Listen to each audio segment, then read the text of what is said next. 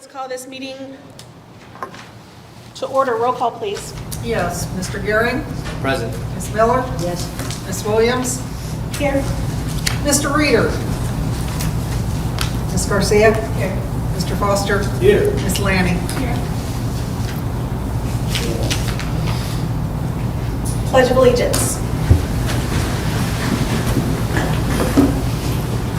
I pledge allegiance to the flag of the United States of America and to the republic for which it stands, one nation, under God, indivisible, with liberty and justice for all.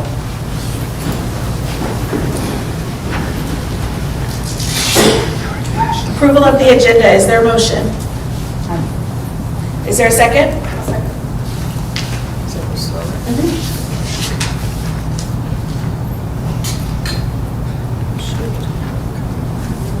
Sorry, guys.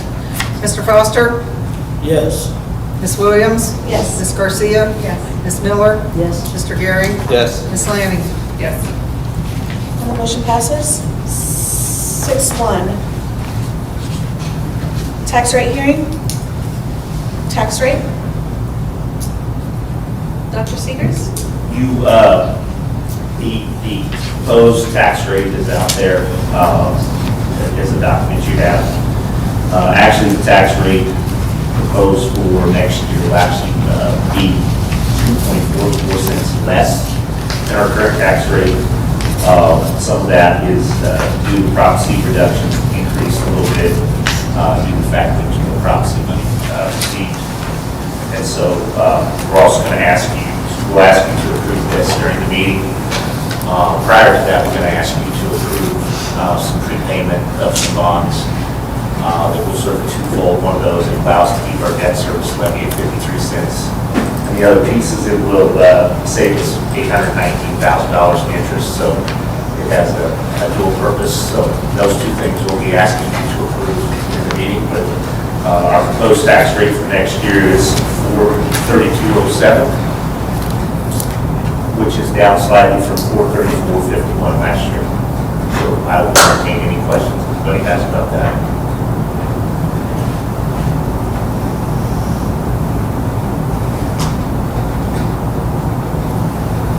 Are there any questions?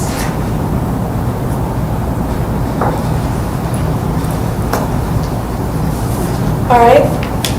Are there any public comments? All right, is there a motion? Motion to adjourn. Motion to adjourn. So moved. Is there a second? I'll second. Okay. Call the roll, please.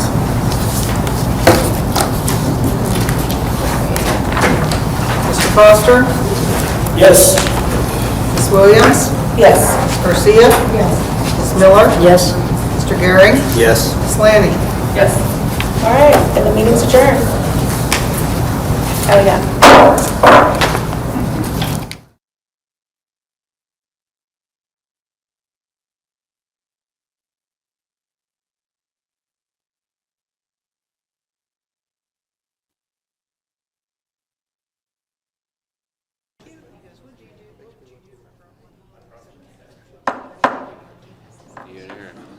Good evening. Let's call this meeting to order.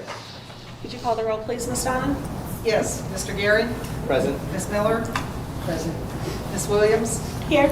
Mr. Reader? Yes. Ms. Garcia? Mr. Foster? Here. Ms. Lanning? Here. Everyone's here.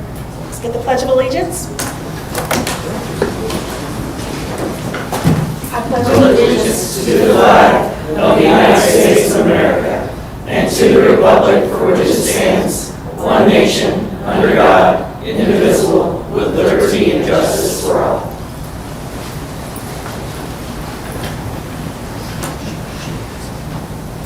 Are there any recognitions? No, we have none tonight. All right. And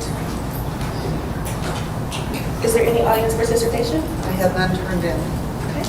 Perfect. And approval of the agenda. And there is an amendment. There's no amendment. It's already out. Okay, good. Okay. Approval of the agenda. Is there a motion? I'll make a motion.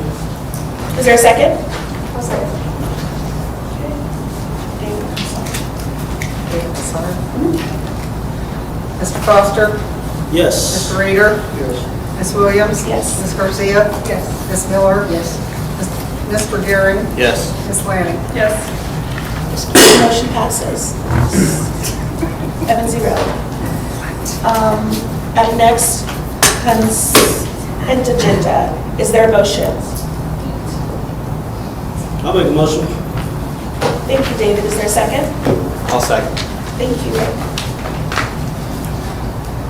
Mr. Foster? Yes. Mr. Reader? Yes. Ms. Williams? Yes. Ms. Garcia? Yes. Ms. Miller? Yes. Mr. Gehring? Yes. Ms. Lanning? Yes. And the motion passes. Admin reports.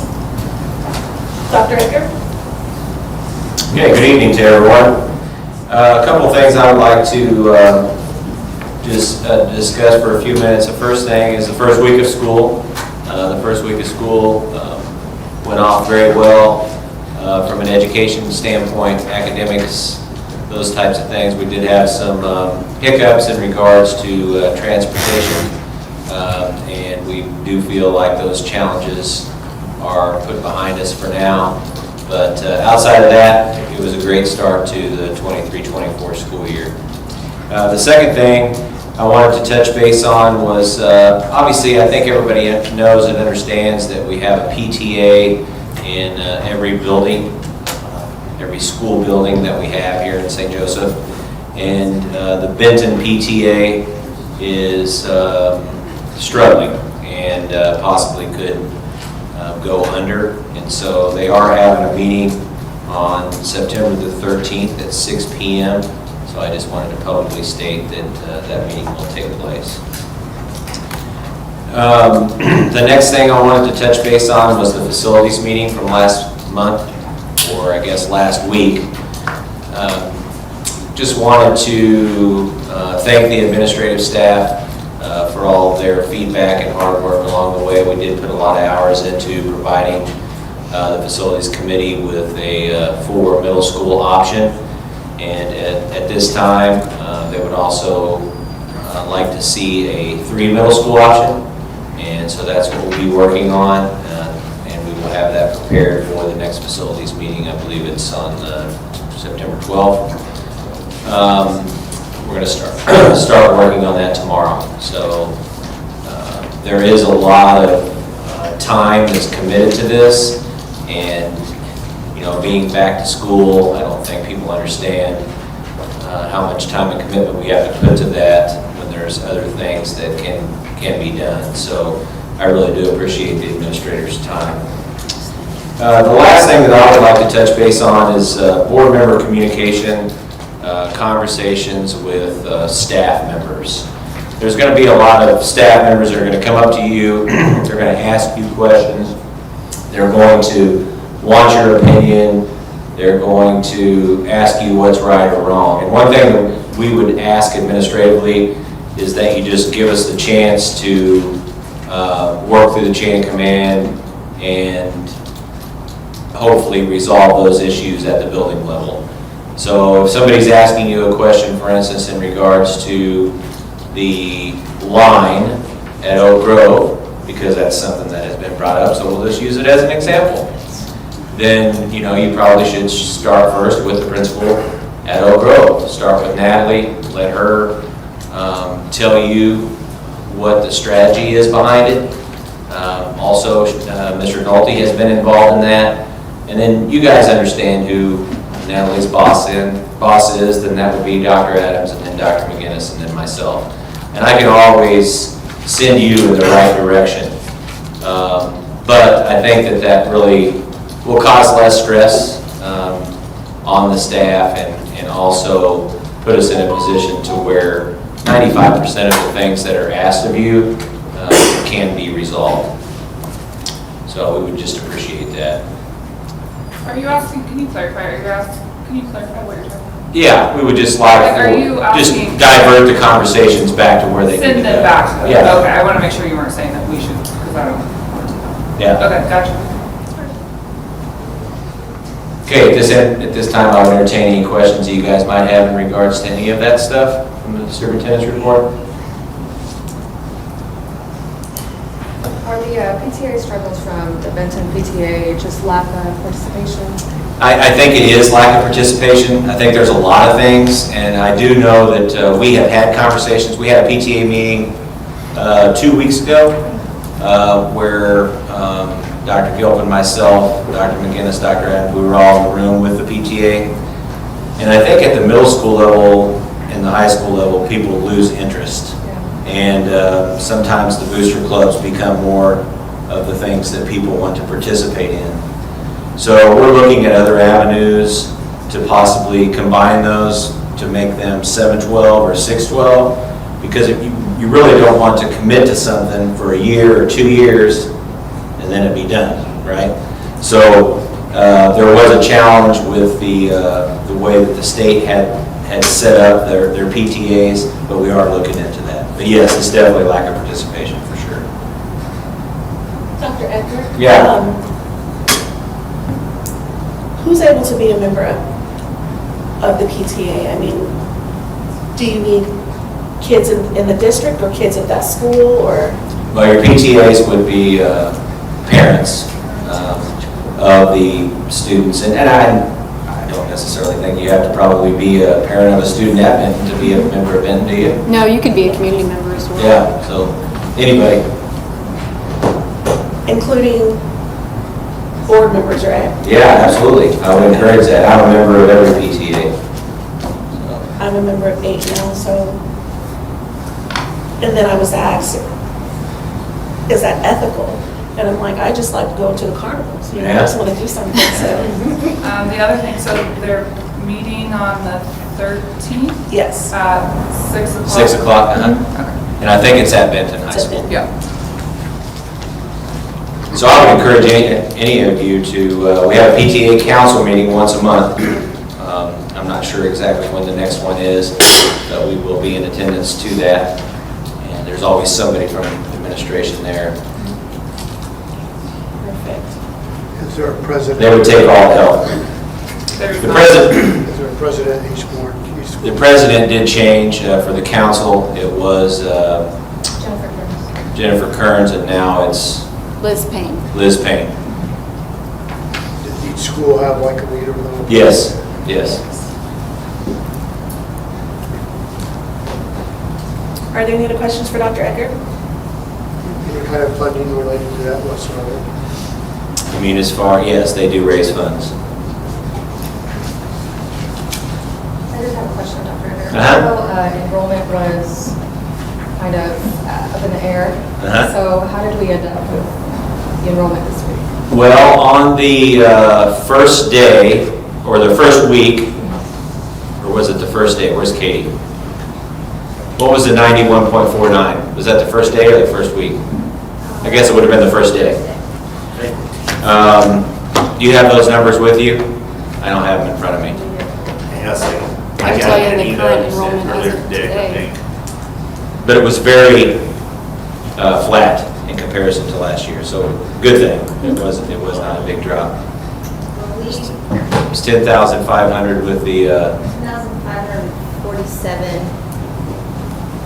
for kindergarten through 12, and I think it was 10,817 with pre-K. It's about 343 pre-K students. Can you As say of those today, numbers? that was today. Can you say those numbers one more time?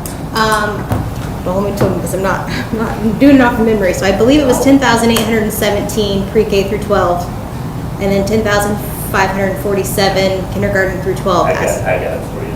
Okay, thanks. Sorry, she sent this email earlier. Was I close? 10,474 K-12, 10,826 pre-K-12. You were exactly right. Close enough, Katie, close enough. Thank you, Ms. Katie. Thank you. yeah, thank you. Are there any other questions for Dr. Edgar? All right. Thank you, Dr. Edgar. Huh? Dr. McGinnis? Thank you. Good evening. I sent a link, and it's also on board docs, of all the building improvement plans. Our team met with all of the building principals back in June, and they had an opportunity to collaborate with other principals and share ideas as far as what they want to have as goals and interventions and action steps. So if you look at that document, you will see there are 3 plans. So about 10 years ago, we only had an academics plan, and then it was around 2017, 2018 when our attendance took a huge dip that we started having attendance plans at each building as well. New this year, we are doing a climate and culture plan. So you will see, and when you look at that link for every building, it will have the APR report for that building, which is, and then it has our academics goals, our attendance goals, our culture and climate goals for every single building. All of the goals are aligned to our academic services goals, which are directly tied to our APR. It's kind of like our grade card. With every school, you'll see that. There's action steps, there's professional learning weaved in throughout the year. You will notice Hosea's plan looks a little bit different, and that's because they're in comprehensive improvement. So their plan has been approved by DESE, and we're having regular meetings to try and lift that school up. Without plans, there's no focus. I believe that. So every single one of these plans is a working document, and that's why it's on a Google Doc. So throughout the year, if they think there's a different need or they need to have a specific intervention that's working at another building, then they can tweak that plan all throughout the year. So the second thing that I wanted to give you an update on is Webster. And we currently have 16 students who've been approved for the alternative school. That's 3 elementary, 3 middle school, and 10 high school. And we have 17 seniors there who are completing the Missouri Options Program, and those numbers do not include the High Road Program or the long-term placement kiddos. So each month, our problem-solving team will come together and review all the referrals that we've received from principals. And so this will be an ongoing process. I assume our numbers will increase as the school year gets going. Currently, we are staffed adequately. We still have some para positions open, and I think Leah has made a couple offers as of today. But for right now, our staffing, we're sitting pretty good with the current numbers that we have. So I'll take any questions you may have. So when you talk about being staffed well, so is Webster at, what's going on with Webster? Like, are they the full capacity that you had anticipated, or? As far as students go, or staffing? Kind of both. Students, we're going to get more. I mean, having 16 kids for the alternative school right now is really low. Right. I mean, our plan is we can take 100. Right, so are you And gonna? but we're in the first week of school too. You can So take these are that. kids who either were long-term placement and rolled over into the alternative school, or really were not successful all year last year and we're making that transition now. But we've looked at all of the referrals and we've only denied a couple. So I anticipate as we get going here, we're going to get more, which is why we have a standard set meeting every month to look at referrals. So so you're saying you have enough staffing right now to support 100 students? Yes. Okay, Other so you than could get up to we that. have a need for paras. Okay. We could take 6 more paras and be great. But as far as teachers goes, yes, we're good. So the 16 students that were referred, did they start the alternative school on the 21st? No, we had Boys Town training the first week of school. So they started today. They started today. Can we get an update maybe at the next board meeting on how they're doing? Sure. And how they are getting accustomed to the new alternative school? Absolutely. Thank you. Are there any other questions? Thank you, Dr. McGinnis. Personal finance, the prepayment. That would be Dr. Seegers.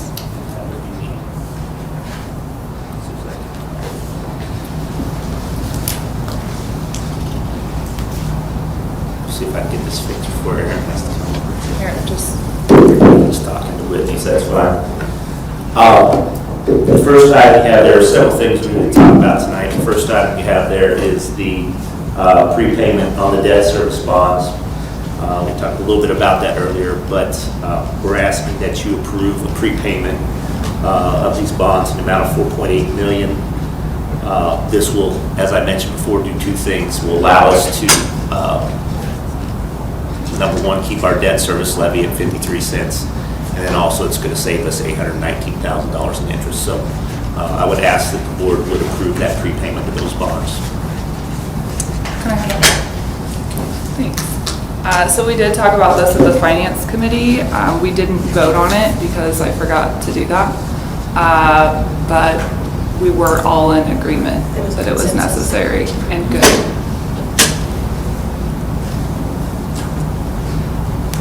Could you repeat the total amount of The bonds prepayment will be $4.8 million, and the interest save will be $819,000 And 900. Thank you. and $900. Yes, 900,000 is a lot to leave out. $900. $900, Yes. Is there a motion? I'll make a motion to accept the recommendation. Is there a second? I'll second. When does that happen, Robert? We'll work with LJ hard on that, to do that. Usually all prepayments take place in September and March. Oh, You had approved one last year for this year, so what you're approving this year is for next year, Yeah. so I'd say it'll be March 20. I believe this is a March 25. March 25. But I'll double check that for you. Mr. Foster? Yes. Mr. Reader? yes. Ms. Williams? Yes. Ms. Garcia? Yes. Ms. Miller? Yes. Mr. Gary? Yes. Ms. Lanning? Yes. And the motion passes 7-0. Tax rate? Next item on your agenda is asking you to approve the tax rate for 23-24. The incidental tax rate will be $379.07. Debt service will be 53 cents. And the total rate will be $432.07, which, as I mentioned earlier, is about 2 cents less than last year. And the finance committee did vote on this, and we do recommend that it gets approved. Are there any additional questions? Yeah, how much money does that end up amounting to? Well, that will, in the incidental fund, that will generate $45,539,589. And in the debt service, it will generate $6,367,157. Thank you.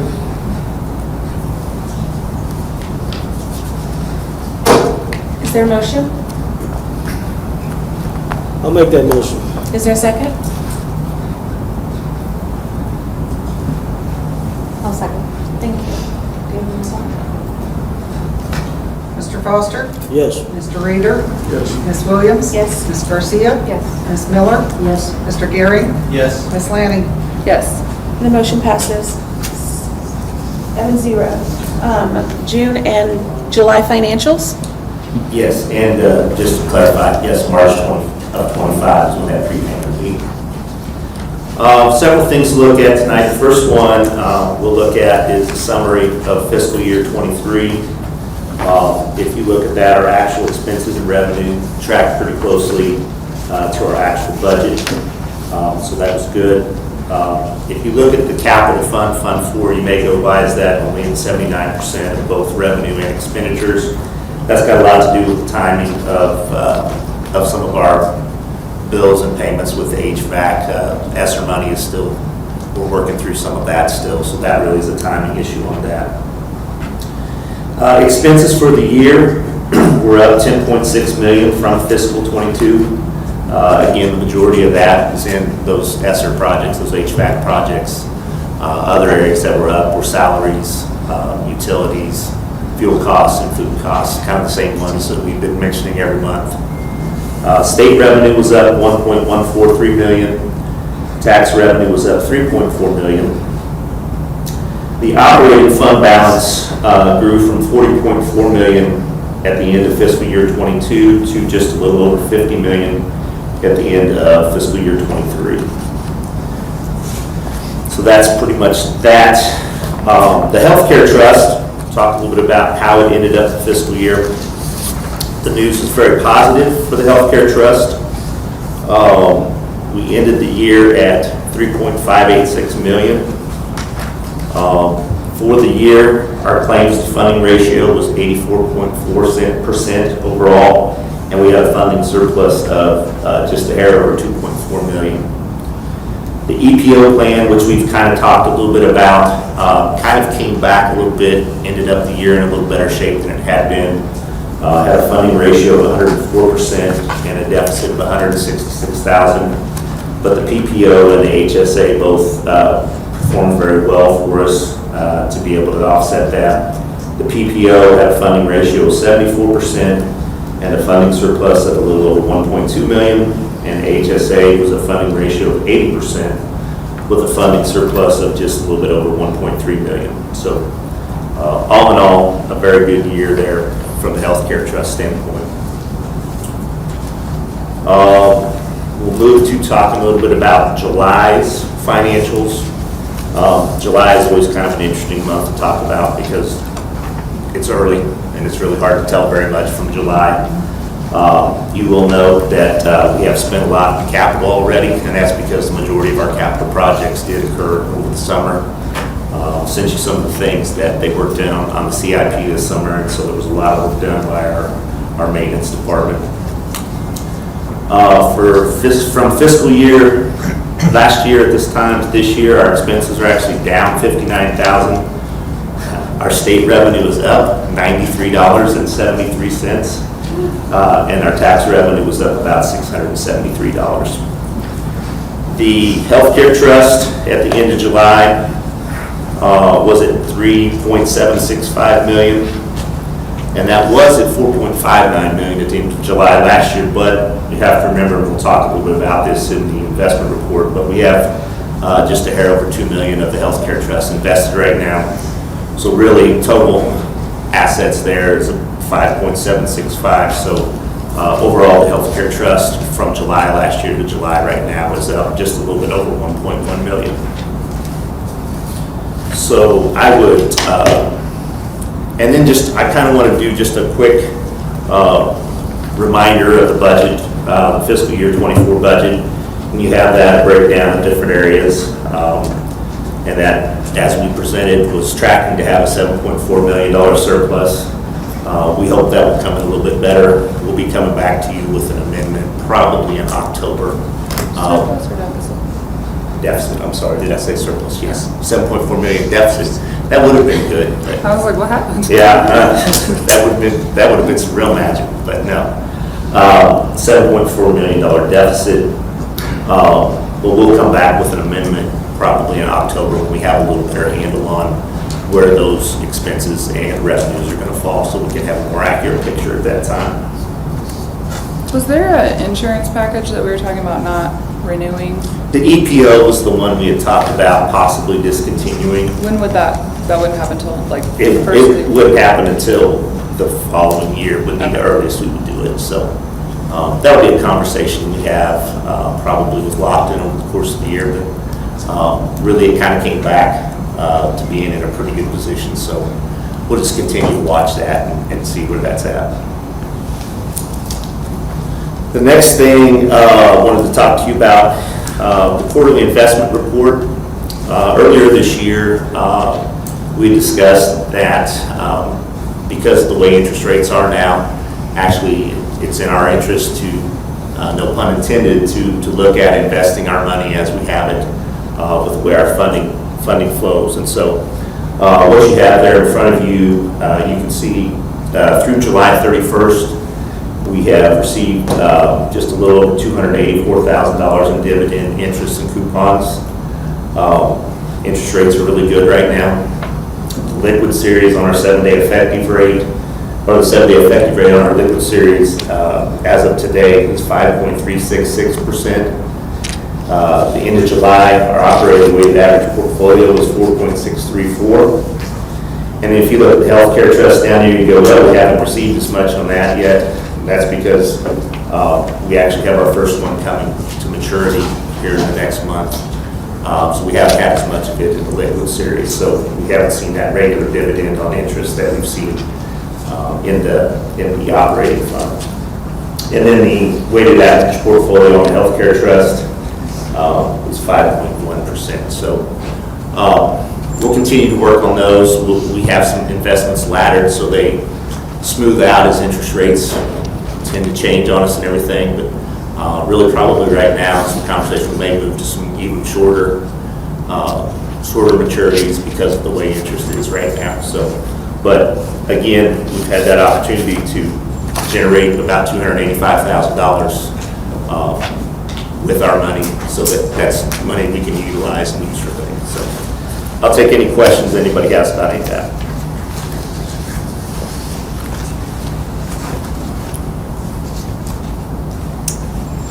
If there are no questions, is there a motion?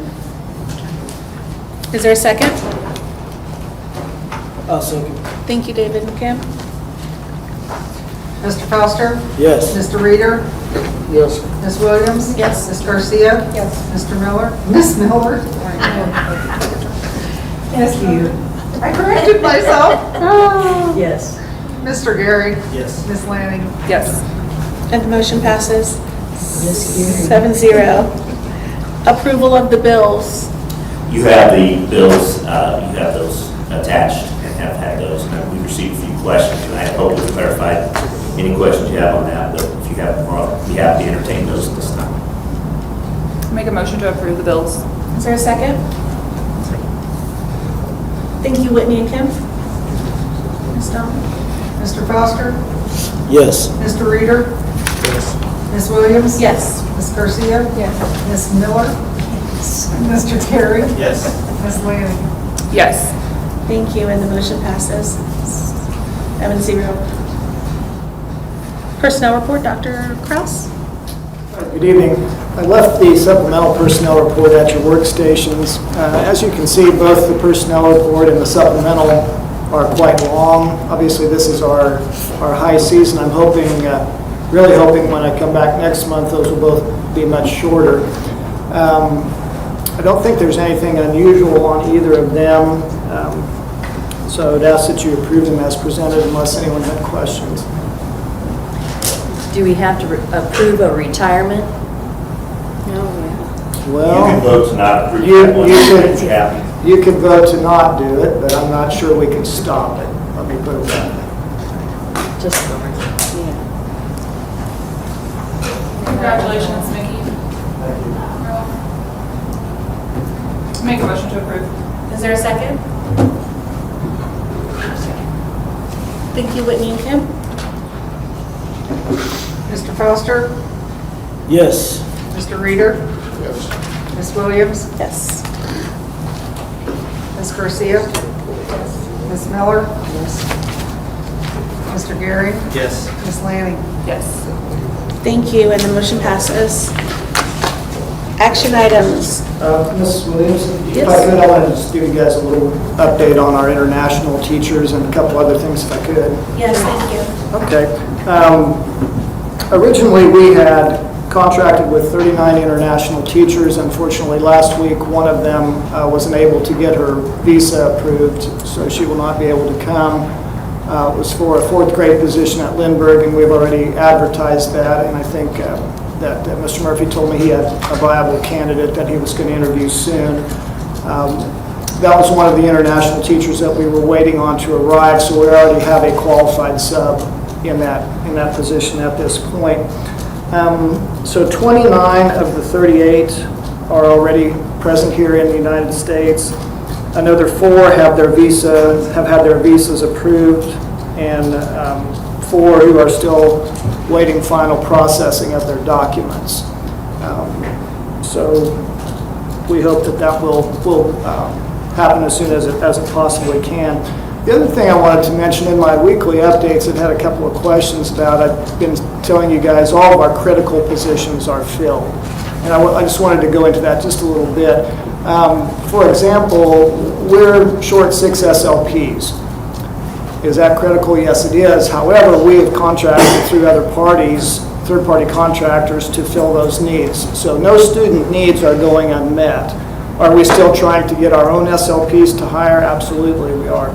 Dr. McGinnis mentioned paras. We'd love to have some more paras, and as our population at Webster grows, which it most likely will during the year, we're continuing to recruit for those positions.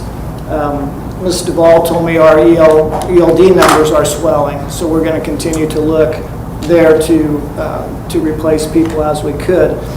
On the first 3 days of school, I made it around to each building, and the question that I asked every principal was, do you have the adults you need in your building to provide a quality education to every student? And every one of them told me yes. So I believe the critical positions are all filled. Are we at an ideal staffing? No. And that's why we're going to continue to look for those positions where we could use some more numbers. But considering the overall hiring climate and the national shortage, I feel good about where we are.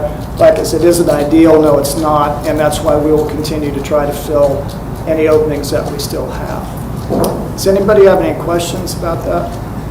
As it relates to this time last year, where do we compare? About the same or maybe a little better, actually. So how many SLPs do you have? Total to provide our needs, I'm going to refer to the experts back there.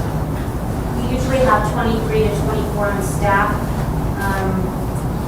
Can't remember my in-person number because I've hired several through supplemental. I'm going to have to look at those numbers. I can pull up my computer and give those to you later. Right now what we are doing is we are contracting with .com, and all of our secondary schools, middle and high schools, are receiving teletherapy services, and then all of our elementaries, 4th through 6th grade, are getting teletherapy services so that we can still provide those services to our students. And that's the ultimate goal, is that they still are getting those services. So to be staffed appropriately, I believe it's 24, and I think I have 11 or 13 in person, which is barely enough. It's really not even enough to service all of my K-3 students. And last, oh, sorry. The duration of the telecommunication sessions, are those the same as a typical Yes. SLP session? It all goes in line with the students' IEPs, and so if, for instance, if a child requires 30 minutes of service a week, then that's what they're That's what they have, okay. Thank you.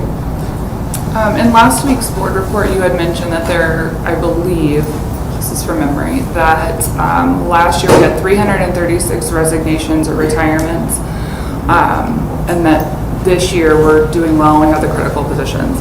I think what would help me, and if anybody else would like this, just the quantitative data of we had 336 resignations or retirements. Where are we by certificated and non-certificated positions? Does that make sense? Because I hear the qualitative of like principals are saying it's going well and principals are saying they have what they need, but without that comparison of those numbers, it's hard to really see that full scope. So if I'm understanding correctly, like a spreadsheet that said, this person left, they were a 4th grade teacher at Hosea, this is who we replaced them with? Yeah, and I don't even need, I'm not even saying anything that detailed. Even just a reference of there are 336 that left, that was in your report. How many of those vacancies got filled? Does that make sense? Mm-hmm. That would be helpful to me. I'd be glad to send you that. Perfect, thank you. Dr. Krause, you mentioned that DLO had said that the ELD is swelling. Is that by students? Yes. The students? Yes. Yeah, I would say that the needs that we're seeing right now, we have quite a few newcomers. And so the actual total number, yes, we're seeing a lot of movement, but it's more the needs that we're seeing are greater. So we need to have smaller caseloads for our staff to be able to meet those needs. Yeah. And we did have one late resignation, so we're down a staff member on top of that. So that's where we're seeing that we need to increase that we can. Okay. And you said that you would help the department in recruiting more Yes. ELD teachers? Right. We have open postings for those positions right now. Do we do any recruiting outside of just the postings? Do we do anything like where we go to, I know job fairs are probably not happening a lot now, but is there anything outside of just posting the job title? Yeah, in terms of the job fairs, those are starting up very quickly. In fact, there's one on Wednesday we'll be going to for the first one. We attend about 15 career fairs, and then we advertise on a number of social media platforms. We use Monster and Indeed, and then Facebook, some of those as well. We have an ad in a national minority publication. So we're reaching out as far as we can. But you're also offering in-house education if they want to switch in, right? If they teach at a particular thing, then you're offering Right. opportunities for them to change over. I believe it's 12 credit hours that they need, is that correct? And the district will pay for that for anyone who wants to go from a gen ed classroom to be an ELD teacher. We do pay for their coursework.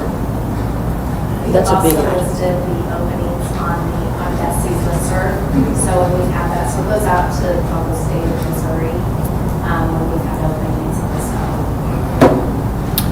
Yeah, that was another thing that I forgot to mention. There's a platform called Handshake that probably 90% of the colleges and universities are enrolled in, and we're a member of that. So anything that we post goes virtually everywhere. I know there was that job fair today at Missouri Western too. Hopefully we would. What's been the biggest bang for your buck as far as recruitment? How have you seen where have you seen the most success, I guess? Well, I'd say it's a combination. I mean, educators in general, I think, are pretty well trained to check, the respective websites of districts because they know their postings will be there.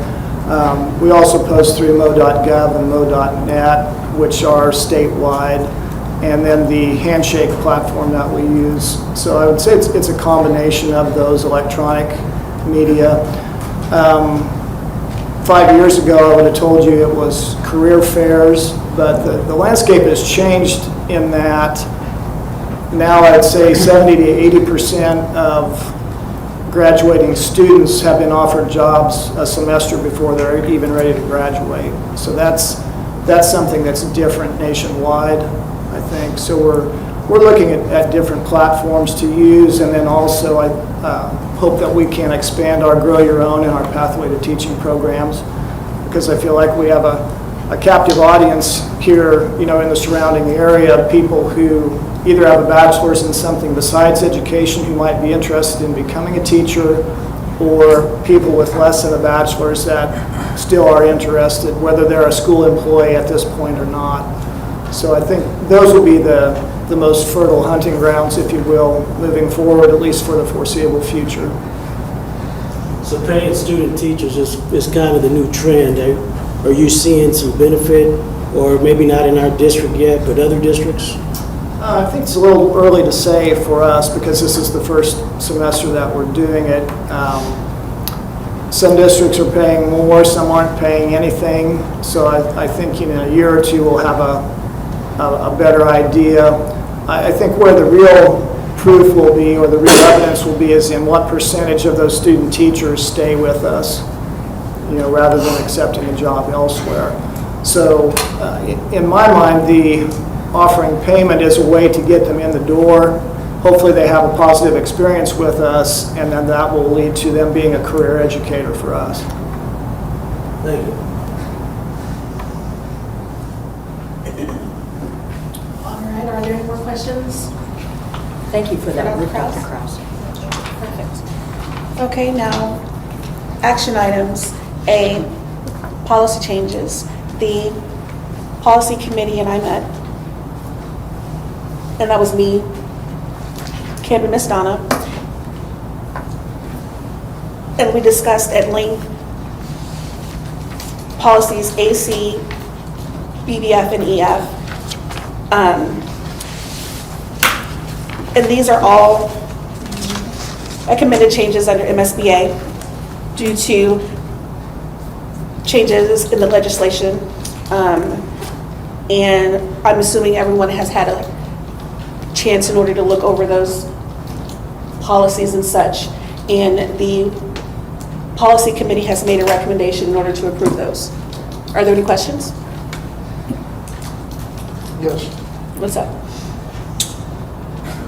Are those changes, the ones that are listed here under BBF, school board members? That's the one I'm asking about, the BBF one. I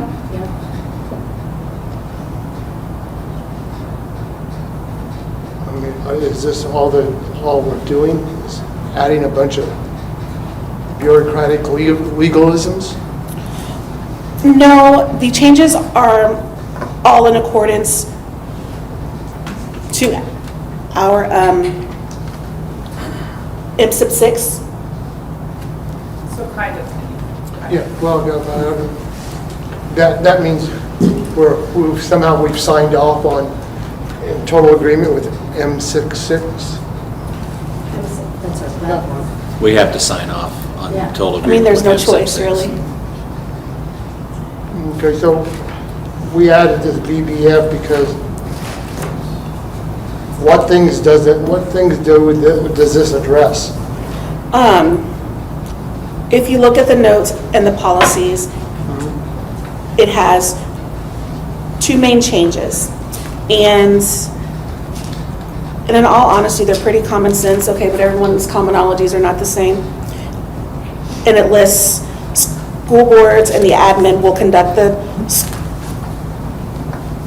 school business in an ethical, legal, and transparent manner. And the other one is that the school board will adopt and adhere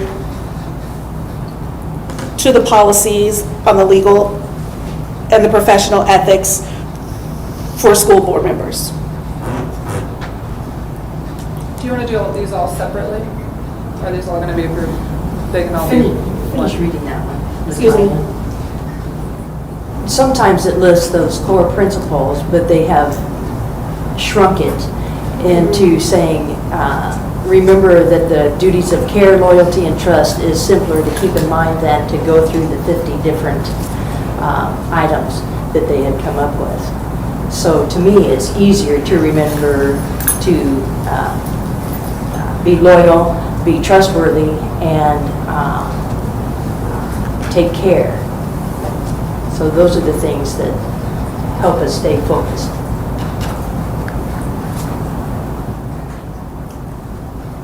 No, it's too arbitrary, way too arbitrary for that kind of stuff. What do you prefer, Ken? I wanted to know, okay, what things do this address? I still haven't figured out what are we trying to address?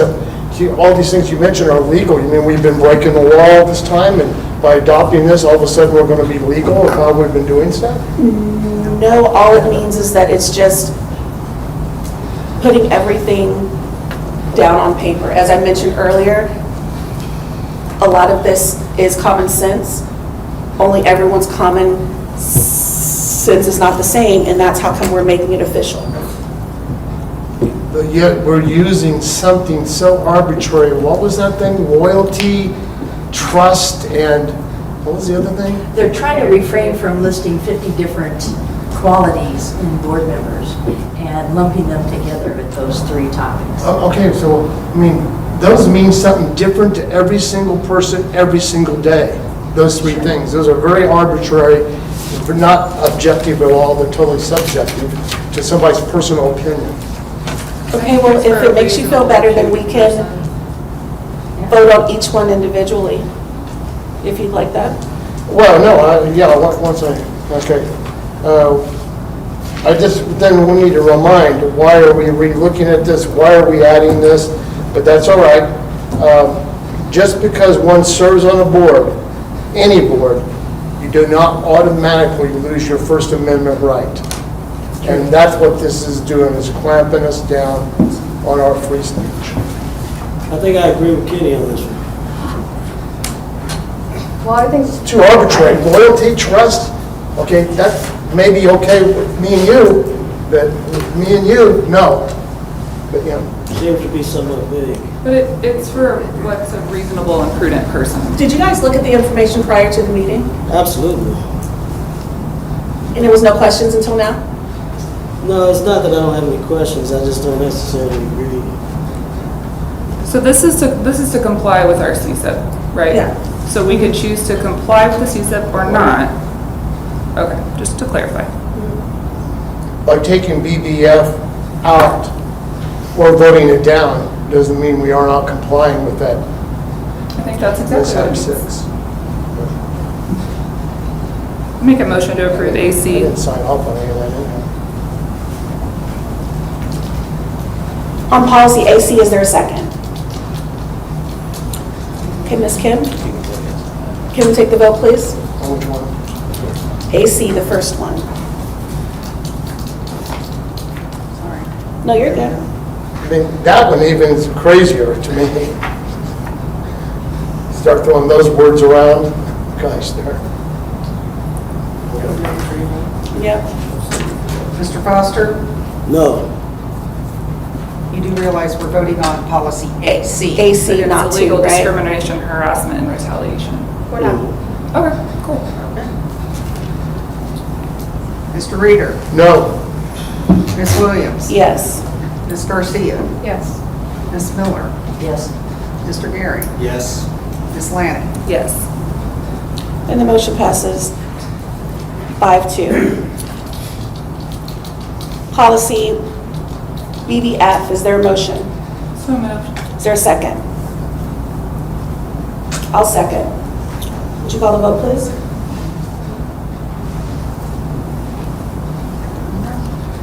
Mr. Foster, No. Mr. Reader, no, Ms. Williams, Yes. Ms. Garcia, No. Ms. Miller, Yes. Mr. Gary, Yes. Ms. Lanning. Yes. And the motion passes on board ethics, Make a motion to approve 43.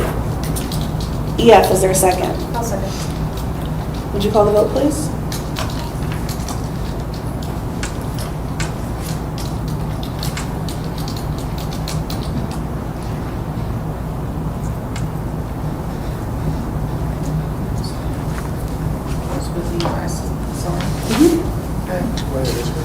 Mr. Foster, Yes. Mr. Reader, abstain because I don't know enough about it. Ms. Williams, Yes.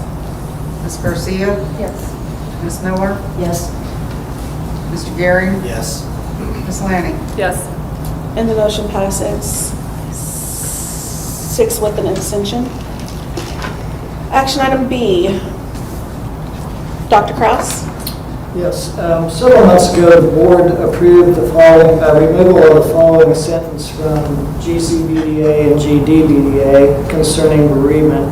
It said, documentation of attendance at the funeral must be submitted within 5 days of the absence.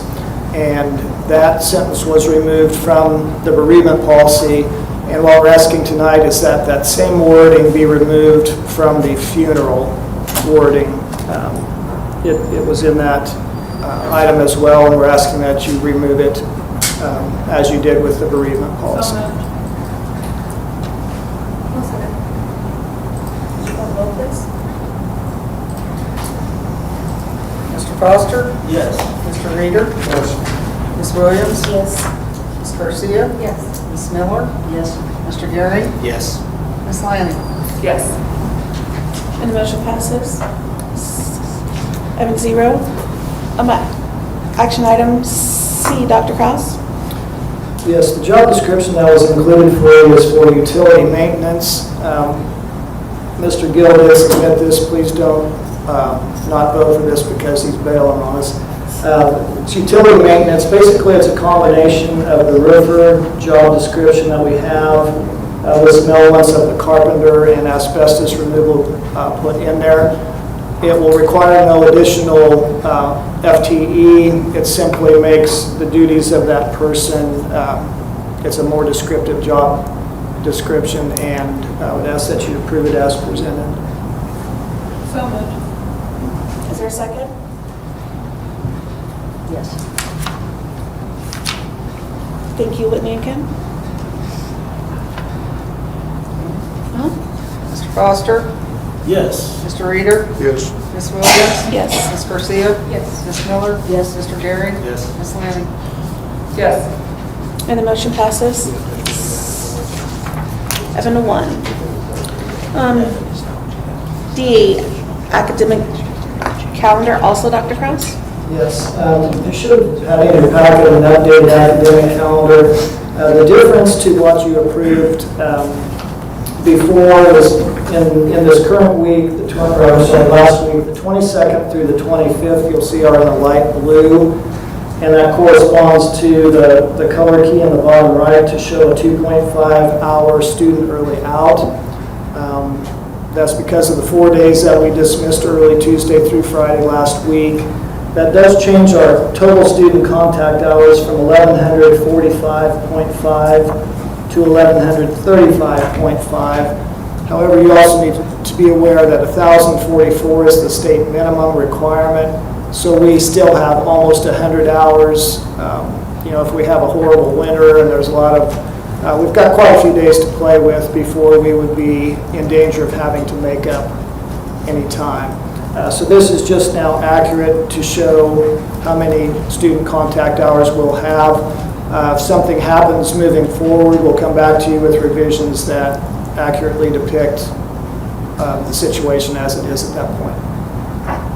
Could you repeat those hours again, please, Dr. Kraus? I'm sorry. Yes, with the 4 early hours, we'll have 1,135.5 student contact hours, and 1,044 is the required minimum. Thank you. Are there any questions? All right, if there are no questions, is there a motion? I'll make a motion. Kim and David. Mr. Foster? Yes. Mr. Reader? Yes. Ms. Williams? Yes. Ms. Garcia? Yes. Ms. Miller? Yes. Mr. Gary? Yes. Ms. Lanning? Yes. And the motion passes 7-0. Thank you, Dr. Kraus. Action item E, Lacey Adams. Good evening. Tonight before you, you have a renewal of our memorandum of understanding with the YMCA for before and after school care. This allows opportunity for families at 8 different sites that serve 13 different elementary schools, a before and after care option. So asking for approval of that. Are there any questions? Is there money involved? Nope. Parents pay the fee directly. I love that the school bus will take them there. It's very helpful. Thanks to Mr. Nolte for helping get the transportation organized. If there are no questions, is there a motion? Thank you, Asara. Thank you, Ms. Kim. Mr. Foster? Yes. Mr. Reader? Yes. Ms. Williams? Yes. Ms. Garcia? Yes. Ms. Miller? Yes. Mr. Gary? Yes. Ms. Lanning? Yes. And the motion passes 7-0. I know. Action item F, RFP. Dr. Nolte. All right, thank you. You get plenty of hearing from me for the next few items. So this is the request for proposal for bidding for our ballistic film, window safety film that we are going to purchase and install as a result of receiving the round of funding last year from DESE. It was $20 million worth of funding they released, and we were awarded $600,000 to address these kind of improvements, and that was the specific thing that we mentioned we would improve. This would be installed in entrances to continue to enhance the safety of the entrances of our buildings. You know, over the last 5-6 years, there have been a lot of things done, and this is kind of the next step in that process. So this is the request for proposal to open up bidding, which will open up tomorrow and then go through September 13th. And I'll make a note, Mr. Knowlton will brag on himself, but St. Joseph received the largest grant of any school district in the state, so thanks to Mr. Knowlton on that. Great job. Was it 600,000? Correct. That's amazing. And that will allow us to address all buildings, and, you know, we make sure that there is some kind of improvement or enhancement to each building that we have students in. The finance committee went over this and does recommend that you approve it. Thank you. Where will the bid be advertised? What's that? Where will the bid be advertised? Well, it'd be advertised in the local papers, and also I think, I don't know, this is my first RFP here, but I think there's other avenues for that, but the local papers here will have that.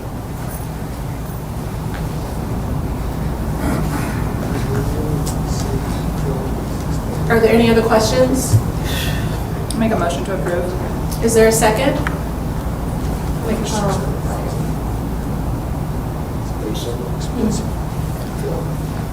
All right, I have a motion and a second. Mr. Foster? Yes. Mr. Reader? Yes. Ms. Williams? Yes. Ms. Garcia? Yes. Ms. Miller? Yes. Mr. Gary? I'll abstain since I wasn't in here for that discussion. Ms. Lanning? Yes. And the motion passes 6 with an abstention. Thank you. G is also Mr. Shannon. Okay, this is the Student Resource Officer Agreement that we have with the St. Joe Police Department. Police Chief Paul Luster is here if you want to, if he can help answer any questions. We had a good session of discussion the other day in the finance meeting, I believe.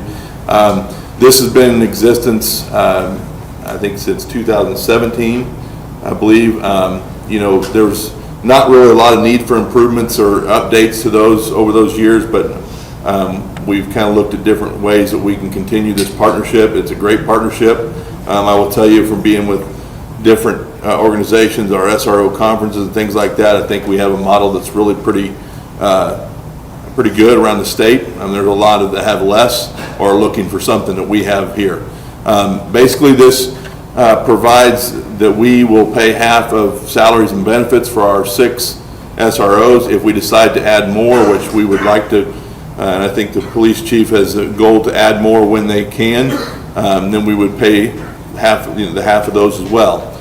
It talks about SRO duties and defines those a little more clearly. It talks about consent for student information, the legal with FERPA and with things like that, to make sure we're staying on top of that. And I think a lot of the discussion came around equipment and what it does provide for us to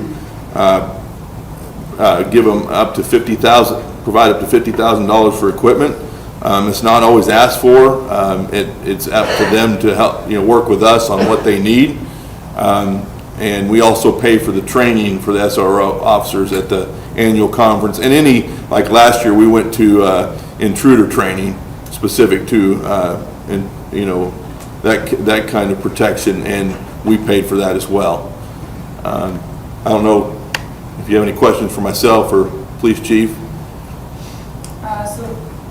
I have some more information from. So there was conversations at the finance committee about, we've talked about this for a while now.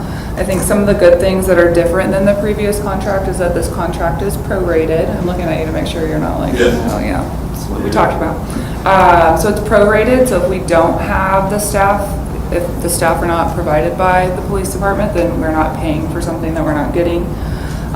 There was some conversation about the job description, but obviously they're police officers, and a lot of what I think the question was around that is actually in detail in the contract. So those are answered. The other thing about the $50,000 in supplies, that's supplies, equipment, and training, correct? Correct. Yes, and so a lot of the kind of discourse had been around the purchase of a vehicle. I think Kenny and I, as sitting on that committee, were both pretty against the purchase of a vehicle. But I just want to remind that this new contract does not specifically earmark a vehicle. It earmarks $50,000 up for all of those things that I just mentioned. We did ask Chief Luster if a vehicle was purchased, if it would be obligated specifically for SROs, and he said that it would, and that they would also be adding decals to it to identify it as a separate vehicle. In one of our many conversations about the topic, we discussed the fact that in the summer, the SROs are not doing, they're not in our buildings, because we don't have people in our buildings. So you may see it being used otherwise, because they are doing other duties, but for the most part, it's going to be for us. So do we not have school resource officers at summer school? We have not typically. This year we did ask, and they provided one for us on a rotation, and I think they will continue to do that as long as they are available. In the summertime, again, they move to their own duties in the streets and what the police department needs. Some of them are taking their time, their vacation time and things like that. So that they don't take them during the year when school's in session. And we also don't have anybody in the high schools for summer school, So it's only in elementary and middles that we have summer school, so. I've always thought it was a great relationship. What year did we start using SROs, and what are some of the benefits we've seen? 17? 2017. Well, that's this contract. We've had SROs. I became an assistant principal in 04-05, and we had them at that time. And they had been there at least a couple of years before that. So over 20 years, I would say, we've had SROs in the district. Mr. Nolte, the $50,000 per year, is that overall for the contract, or is that per SRO officer? No, that's the whole, that's for equipment, training, and training costs would be the 50,000. So essentially, we're talking really about like one vehicle, because I don't see us purchasing many vehicles under that 50,000 cap. Right, I wouldn't think it would pay for any more than one. It probably won't even pay for one. Pay for one even. Yeah, I mean, it just will help with outfitting the vehicles with whatever they need and the equipment they need, or, any other equipment they might specify they might need, so. Okay, thank you. I'll make a motion to approve the agreement. Yeah, I had another question, David. I had this explained to me very well, Chief, by one of your people, and it really stepped me down a lot and kind of made a lot of sense, actually. Because my understanding that even a portion of this would go towards a car. If you got the whole 50,000, you only pay for about half the car, is my understanding. Correct. So, and you got to use that money, that 50 grand, for other things, and we should, of course. But then whatever's left, I guess we throw in towards a car. My understanding, it was explained to me that we only have 6 SROs now, we're supposed to have 9. And I guess our contract adjusts for that. So we don't have to pay for 9 if we don't have 9. But these cars will kind of always stay in our system, so that if we would have 9 officers, the person who has the oldest car gets the new car that year, and the next one steps up. So we'll be rotating a car out of there about every 9 to 10 years. Everybody will have a new one. And my understanding, the ones that we're using now are all 10 years old plus? Okay. So I just wanted to make sure that was explained like you understand it to be. Okay. Thanks. Thanks, Sean. I'm sorry, Mr. Nolte, I don't know if this was in the contract and I missed it, but how long is the contract for? How many years? It's a year contract that's renewed every year. So, Every year it comes to the board again. Right. I'll make a second. Okay, we have a motion and a second. Thank you, David and Whitney. Mr. Foster? Yes. Mr. Reader? Yes. Ms. Williams? Yes. Ms. Garcia? Yes. Ms. Miller? Yes. Mr. Gehring? Yes. Ms. Lanning? Yes. And the motion passes 7-0. Action item, where'd we go? H. Mr. Nolte. Okay, so this is the Noise Complex ball field, which is really the facility at Noise, which has the football field for the Central uses and the softball field, is a part of a lease agreement with the city. That was, I think, back in 1979, was a 99-year lease that was the cost of $1. The agreement is that we communicate with the city and work with them on improvements, which improvements we have, which improvements they have, The thing that the reason this comes up is because there's a building just to the west of the softball fields. It's connected to the aquatic park that has been under the city maintenance and operation. We've used it for football locker rooms for our visiting football teams, and we use it for softball, I think, concession. And there is a little bit of storage in there as well.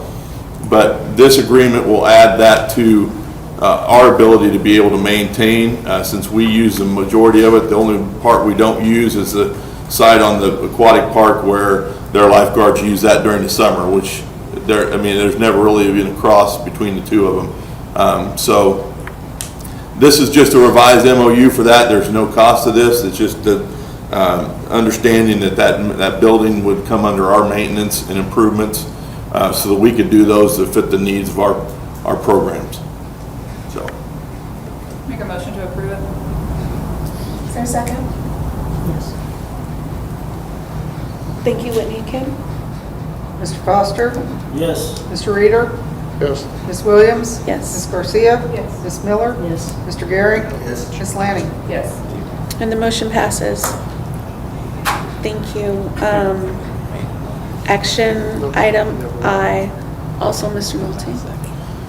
Okay, this is the city and Missouri Western in August really finalized an agreement for the city to take over the maintenance and operation of the Thomas Eagleton Pool at Missouri Western. That was a pool that we utilized for our boys and girls swimming programs at Central for practices and meets. So we had an agreement with Missouri Western to use that on a yearly basis. With the city of St. Joseph taking that over, we look at this as a good opportunity. They have resources, and I think they have more of a commitment to maintain that. I think they have a longer vision to also expand opportunities for swimming indoors year-round, and that does include our needs as well. So this agreement is for the usage of that pool. The difference in this and the cost of this, in the past, we paid $20,000 a year to use that facility. No matter how much we use it, it didn't matter how much or less we use. One of the things that we a lot of times ran into over winter break, when they couldn't provide guards, not to their fault, but they just didn't have the guards to hire, they would close the pool down because of lack of guards. Well, that's in the middle of this kind of an overlap of our swimming season. So we were having to then go out to other locations to try to find places for our swimming team to practice. This being under the city of St. Joseph, they would operate this year round and not have those issues, hopefully not have those issues. Of course, they still got to hire guards and things like that. We've actually talked to the parks director and talked about ways that we could use our own students and our coaches as lifeguards to ensure that we would have those facilities open for our swim teams. Basically, we pay this on a per lane, where we would use 4 lanes per day for practice. It would be $20 per hour on that, and then we also pay $20 per lane on the days we use it for meets. So we pay for what we use it for. When I did the estimation of this, thinking that every day that we could practice we would, we may not because of various reasons. I think this was around $26,000 to $27,000 is what it would cost us. It's a little bit of an increase from the past, but I think a more beneficial agreement with the city using and maintaining that for us.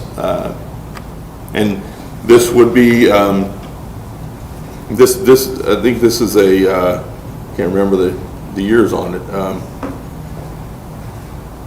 I think this would probably be up for a yearly renewal as we look through this. Yeah, I don't think it had a. 30th is next year. I think. 3031. Is that in there? I'm sorry. I should know that, but I do. I do think that I will say the city, we will probably look at this because the city, this is, like I said, they agreed on this in August, and they were kind of taking this on the fly, so we will continue to work with the city just like we do at the parks, like the ball fields and tennis courts, and adapt this as we need to.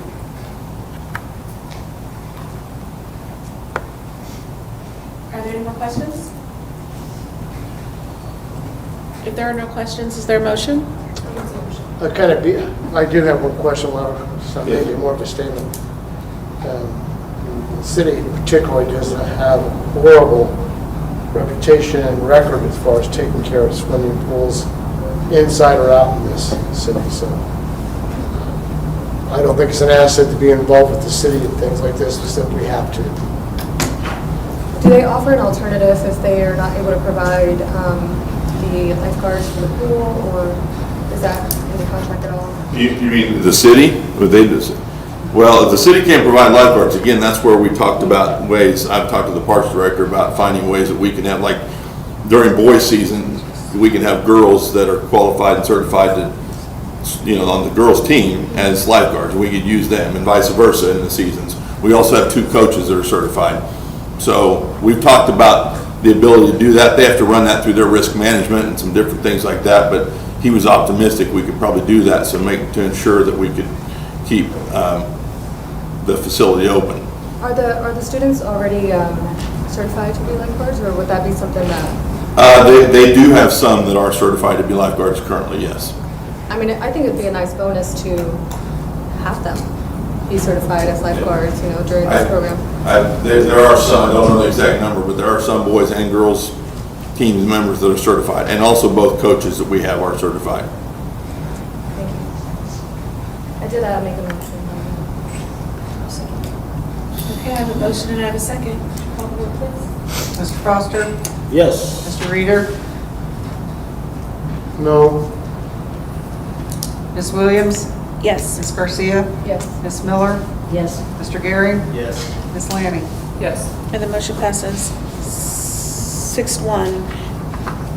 Action item J, also Mr. We'll Nolte. keep going. All right. This is a trademark agreement, license agreement with Rally House. Rally House actually approached our high schools to be able to sell our Benton Central and Lafayette gear at their store. The difference in this is actually a true agreement where they will provide us a portion of the sales that they have from that, the clothing and the things that they sell with our logos on them. It's a unique agreement in the fact that we don't really have this with there's other area businesses that decide to do this. I think they come up with the logos and the wording and stuff like that in their own merchandise on their own. We don't really have an agreement with them to be able to provide any kind of profits, but this would provide money to go back into our high schools and their programs to be able to sell the merchandise that they sell with our 3 school logos on them. So, Is it just high school? yes, currently just the high school. Okay, and I know a lot of schools use t-shirt sales as fundraisers for different things. Do you think this will conflict with that? I don't anticipate that it would, no. I mean, I think most of those are your parents and family members and friends of those players. They'll still buy from them to support those teams, but this is just another added stream that the general community would buy that doesn't have the opportunity to buy those things that would come into our high schools. Do we have an agreement of what can be essentially on a t-shirt when it comes to our schools, like anything? Is it just an agreement of, okay, you can sell t-shirts that are Benton, Lafayette, and Central, or is it we can put the logo on there and then we can put something like, I don't know, a wording, a phrase? Is that in the contract at all? I don't think that I think they're going to use the words in the... This licensing to use logos. Just the logo? Well, it does say in the appendix, it says Lafayette or Lafayette High School Center. I mean, so I think it only uses the name of the high school or the words high school on it. And I think a key point to understand is that we have businesses in the community right now that sell this stuff all the time that we don't get anything from.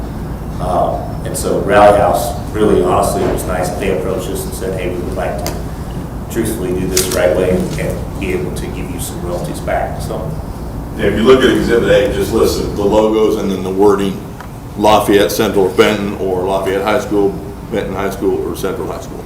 Okay. And the contract, is that going to be a one-year contract and then we'll talk about it again, or? What's the I don't length think- of the contract? It's 3-year with possibility to do for 2 more. Yeah, 3 years. And this was also a recommendation, also as well, Whitney, wasn't it? Yes, it was. Okay. From the finance committee? Robert, you said 3 years plus something else? Possibility renewed for 2 more.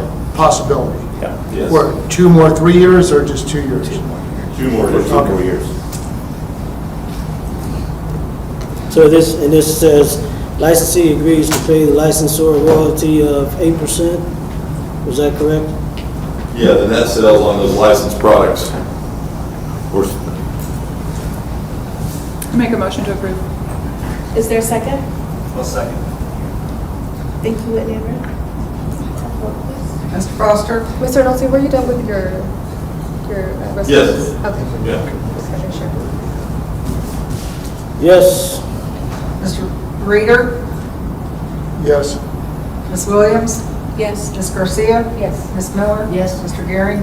Yes. Ms. Lanning? Yes. And the motion passes 7-0. Action item K. Mr. Nolte. last one, so, for me anyways. So this is the agreement with the St. Joe Parks and Rec. You know, we use, our high schools use baseball fields, softball fields, and their tennis courts that are belong to the city, across the city, and it does list those locations in the beginning of this agreement. Hyde Park Complex, the Lower Bartlett Baseball Field, the Bill McKinney Softball Complex, Heritage Park Softball Complex, Phil Welch Stadium, Noyes Northside and Hyde Tennis Courts, and the Krug Park Running Trail. So those are all city-owned places, and then we have this agreement in place with the city to be able to use them. And this is a new 3-year agreement with the addition to add yearly after that. The city, I know the city council reevaluated a lot of the agreements they have with us and like the Mustangs and a lot of different organizations and using their fields. And they kind of set a directive for the parks director to increase a little bit of the usage of those, or the cost for the usage. This was $12,000 a year that we did pay for this. It will go up to $20,000 this year, and then it will increase $1,000 each year for the next 2 years after this one. If we decide to continue that, it would continue to increase $1,000 if we decided that was going to be what we want to do. But it's kind of like the pool, okay? We have a lot of fields and a lot of facilities our student athletes utilize that are not our own. We are, I don't want to say that we're stuck in this agreement because I think we do work this agreement out really well with the city. But it does, we really don't have any other options short of us purchasing land and building fields and ourselves, which if you look at that cost and taking that on, it would be a lot more. So when you look at the increase in price, I still think it's worth the value that we provide our kids that opportunity to continue to play and use those facilities. And just to be clear, they get the fields ready for games, Yes. they line the fields, they do all that and everything. And so even if we were to hire one person whose only job was to do that, we couldn't do it for this price, so. Do they, for example, the lower Bartlett Field, I'm assuming we are probably the biggest contract that they have with us with this amount here.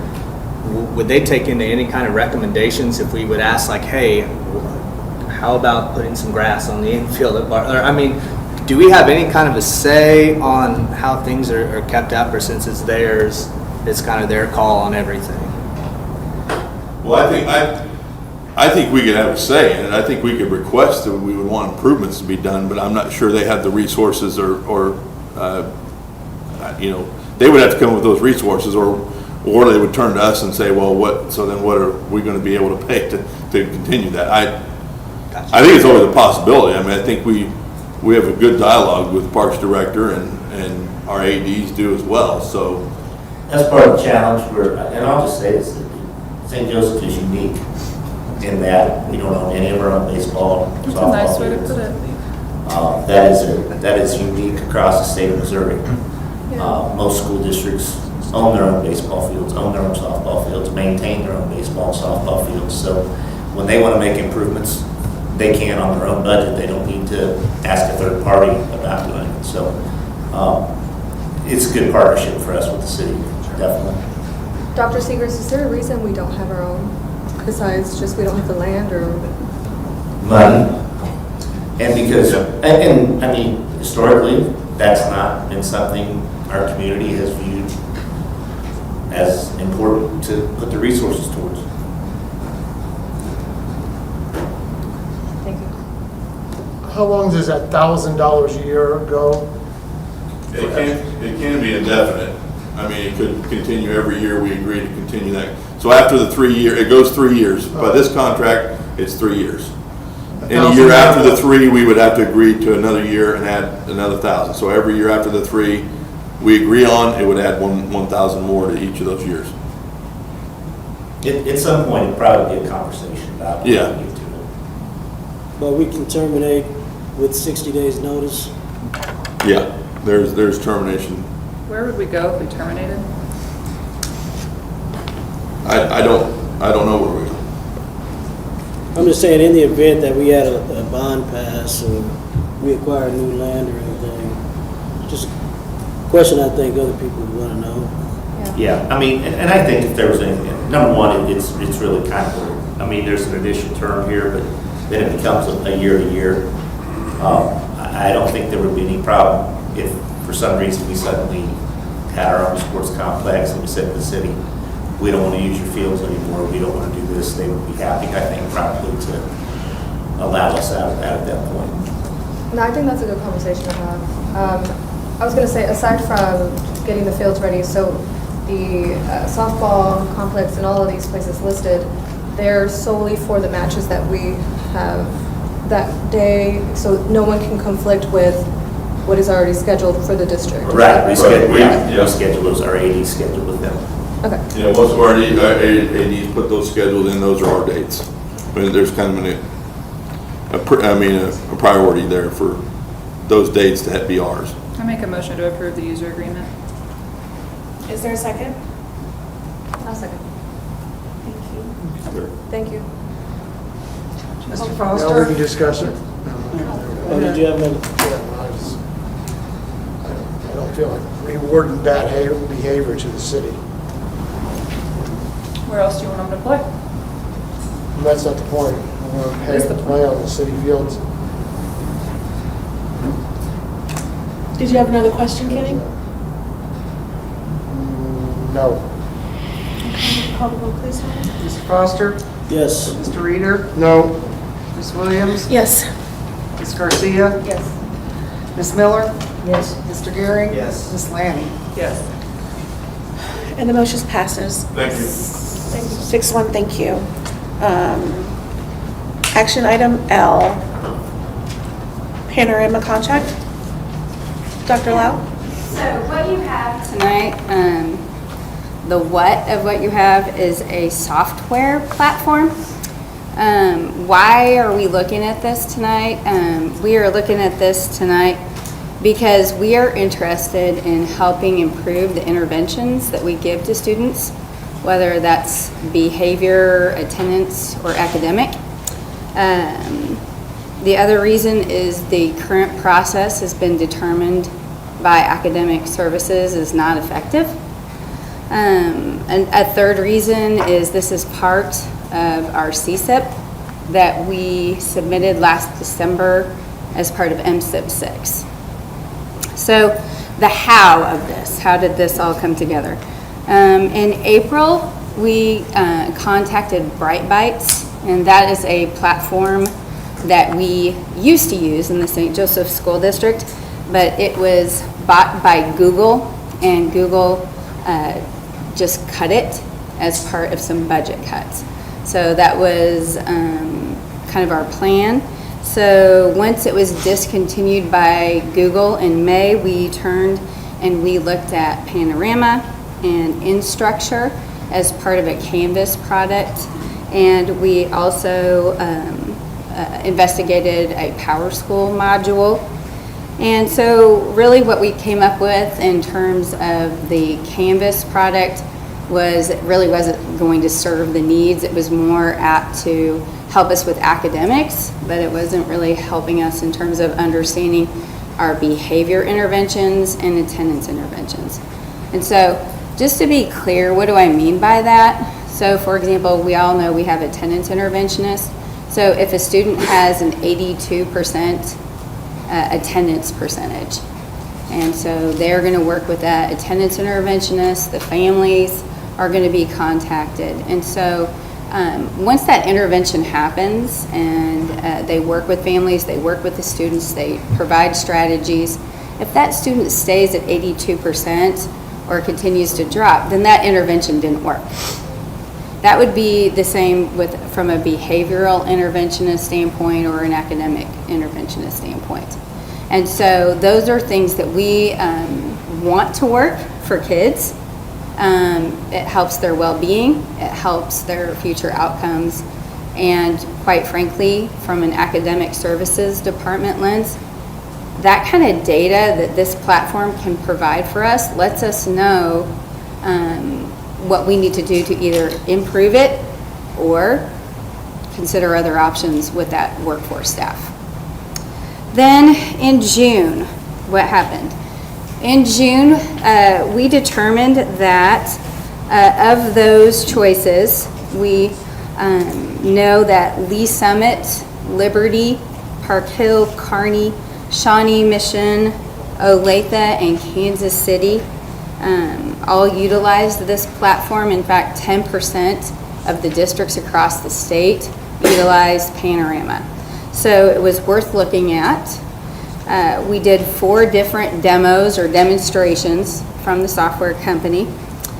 We had a sandbox for 2 weeks that we could all go into and better understand how the platform worked, and then we could ask deeper questions of the software platform vendors. Then really what we decided on in, I guess actually I know the date, it was July 21st of this year, after a long meeting talking about intervention, we decided to pilot this particular software in 7 of our schools. And so what would that allow us to do? It would give us visibility into, are the interventions working, and do we like this software? We decided not to use their social and emotional surveys because we already do social and emotional surveys using the Student Gallup poll. And in fact, we have done so since 2016. And we really don't want to interrupt that data set. So that makes sense for us. And it saves the school district and taxpayers about $7,000. So we thought that was also a positive. So really what we're asking tonight is that you would approve the contract for its 1-year pilot in 7 of our schools. I'd be happy to take any questions. Yes, I'm curious, Kendra, as well, why not all schools? I'm sorry. I can't. Why not all schools? Why not all schools is because in those particular schools, we have a full set of all of the different types of interventionists that I described. And so we thought that would be the best approach to really, really get a good understanding of the software and the interventions.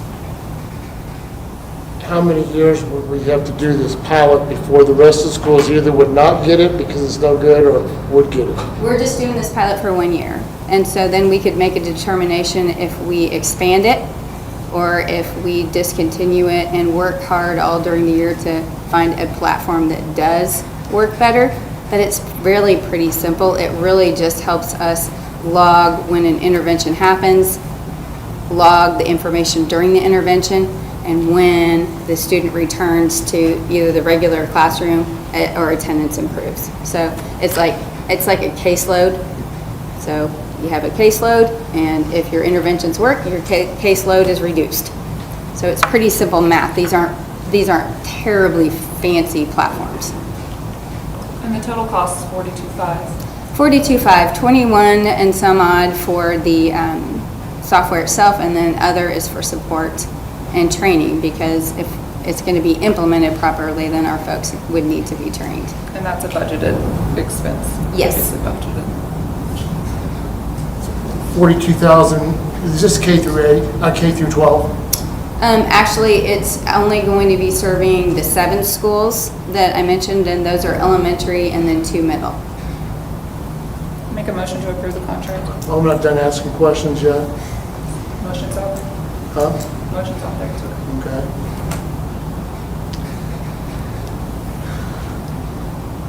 So do I have to ask Mother, may I, can I proceed? She's the chair. Okay. So $42,000, what do you suppose in if we put it in all the schools? And that's the goal, right? All schools, K through 12.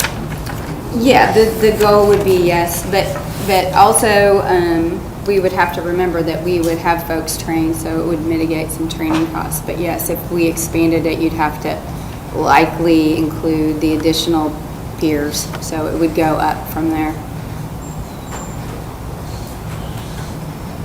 So, okay. We always are dealing with, in this town particularly, about inequities.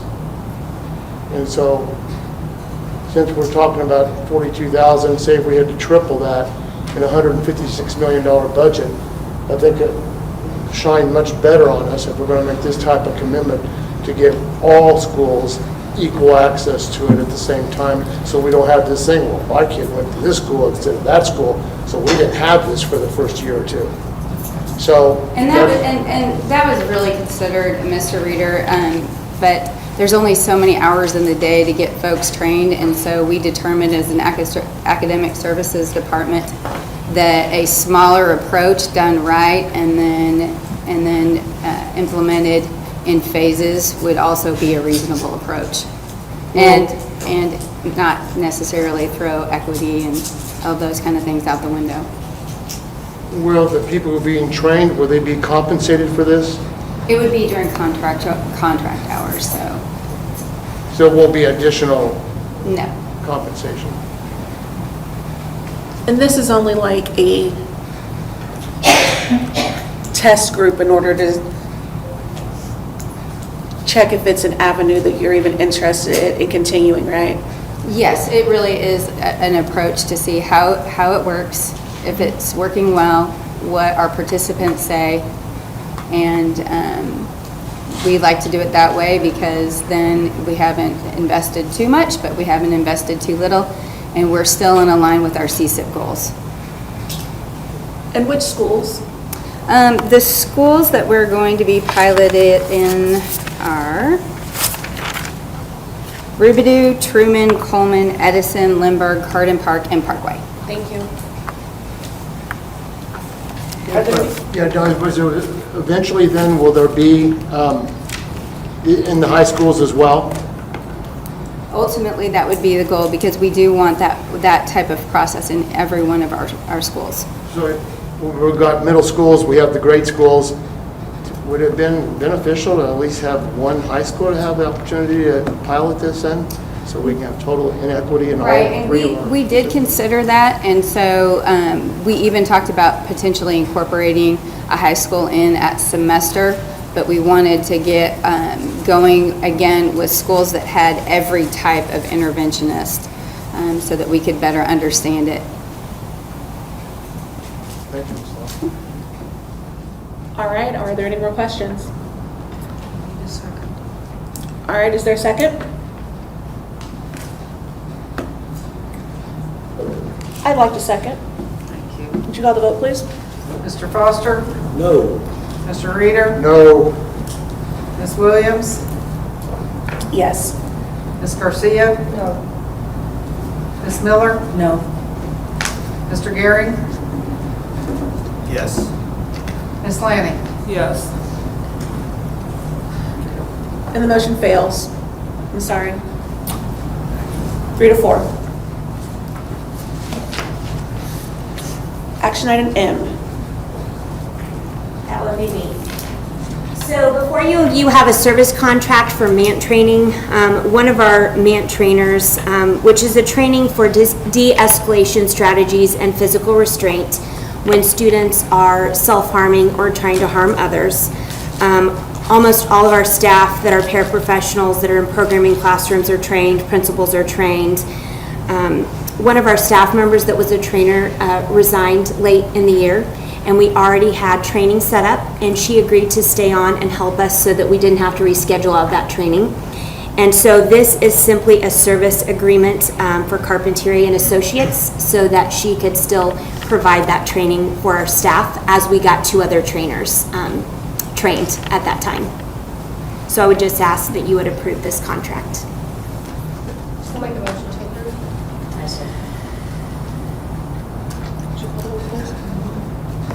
Mr. Foster? Yes. Mr. Reader? Yes. Ms. Williams? Yes. Ms. Garcia? Yes. Ms. Miller? Yes. Mr. Gehring? Yes. Ms. Lanning?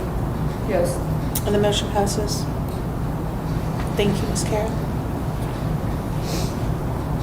Action item O, Parents' Teachers Grant. Is that also you, Ms. Karen? It's actually the local compliance plan. So I'm skipping. it's okay. DESE requires all Missouri school districts to adopt a local compliance plan and to fulfill its obligation with IDEA. And so what we do every year is we adopt this plan, and it has to be approved by October 1st. And we generally just follow the model compliance plan set forth by DESE. And that is what is here before you today, and it really just needs to be signed, and then we submit it to DESE that we have approved it as a district. Are there any questions? All right, if there are no questions, I'll take a motion. I'll make a motion. I'll second. Mr. Foster? Yes. Mr. Reader? Yes. Ms. Williams? Yes. Ms. Garcia? Yes. Ms. Miller? Yes. Mr. Gehring? Yes. Ms. Lanning? Yes. Thank you. And the motion passes. Now, action item O, Parents as Teachers. Good evening. So earlier this year, you had approved the Children's Trust Fund Phase 1, which was basically a referral system for our Parents as Teachers program. And this is Phase 2. We've completed Phase 1, so we're just bringing that forward this evening for Phase 2. That is for prenatal through age 3, and we do get some funds back from that referral system. I'll make a motion. Thank you. Are there any questions? All right, is there a second? Mr. Foster? Yes. Mr. Reader? Yes. Ms. Williams? Yes. Ms. Garcia? Yes. Ms. Miller? Yes. Mr. Gehring? Yes. Ms. Lanning? Yes. And the motion passes. Action item P. Okay, so this is what we were talking about earlier, where we do the tuition reimbursement. So I have an additional teacher that wasn't hired for ELD at the time that we approved the others, so I just have one more teacher to approve for title reimbursement funds for that certification.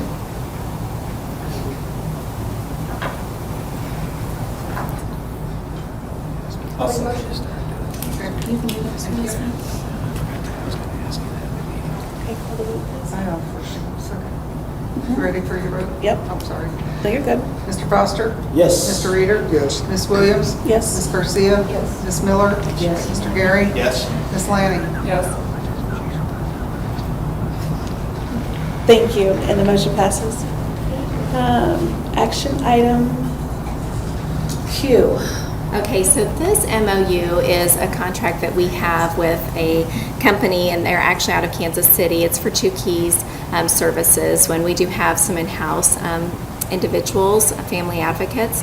However, there are times where we need extra support, and it's not supported with our language line and such, so we do utilize EC Bilingual for that service when needed. So I just brought that forward for an additional year. Thanks. I'll make a motion. If there are no questions, we have a motion and a second. What's the approximate cost of that deal? It depends on when, it's only when we use it.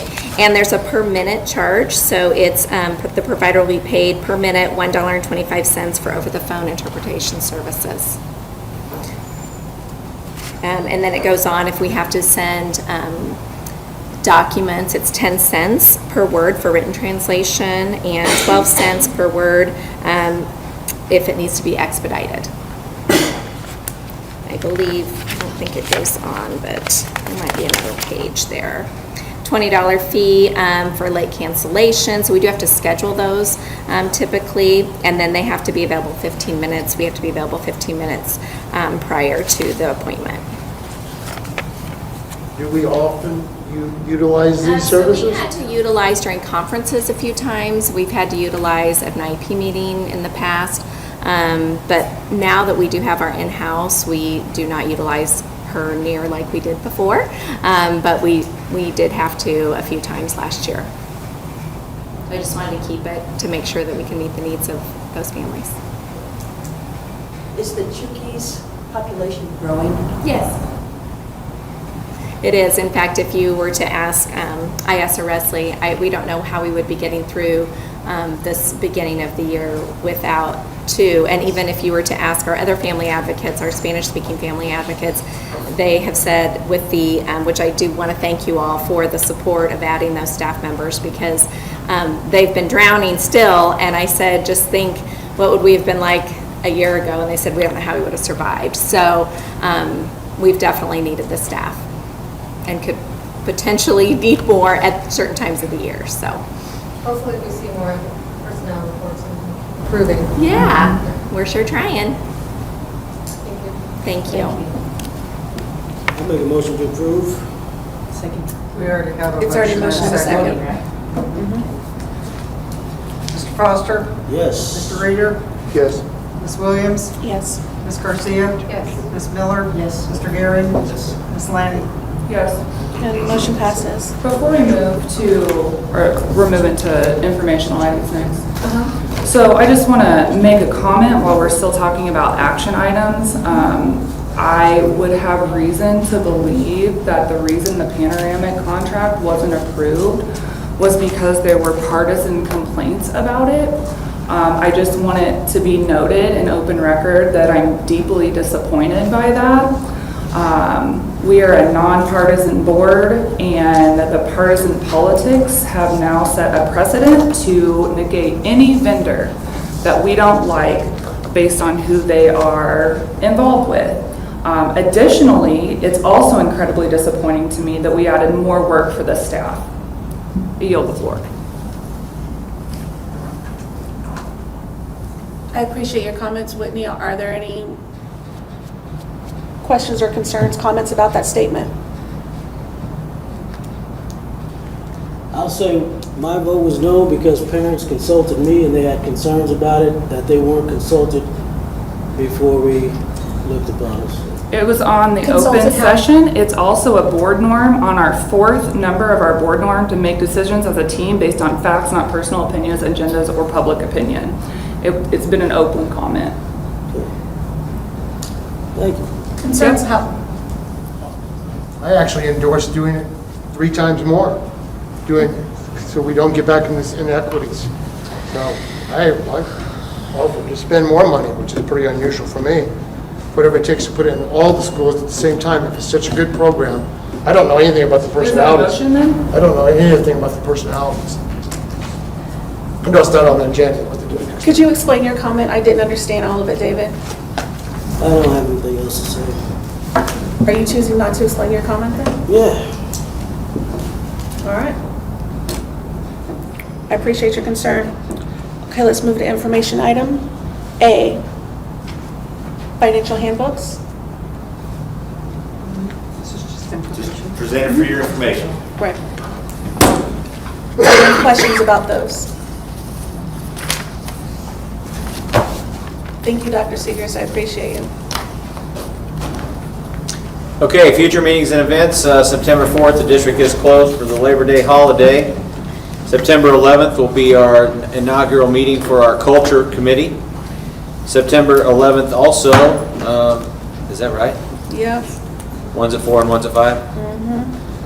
Is the meeting, or inaugural meeting for Recruit, Retain, and Committee. September 12th, Academics at 9, September 12th, Facilities at 2, September 14th, Finance at 2. September 18th, make note that that is a special Board of Education meeting. We did move our Board of Education meeting from the 25th to the 18th. The 19th, Policy Committee if needed, and also the 19th, I'm happy to report that we will be hosting Region 1 MSBA meeting at Hilliard Tech Center. This is a great opportunity for us to show off Hilliard, and also kind of, it's a good opportunity for St. Joseph in itself. And I did invite the state representatives and senators to join us on that night. So if somebody would read the number 11. David, you want to do that? Sure. I'll make a motion to adjourn to executive session pursuant to 610.021, closed meetings, closed records for 3, hiring, firing, or promoting of particular employees, and 13, individually identifiable personnel records, performance ratings, and 14, records which are protected from disclosure by law. Is there a second? I second. Mr. Foster? David Kim? Yes. Mr. Reader? Yes. Ms. Williams? Yes. Ms. Garcia? Yes. Mr. Gary? Yes. Ms. Miller? Yes. Ms. Lanning? So moved, meeting's adjourned.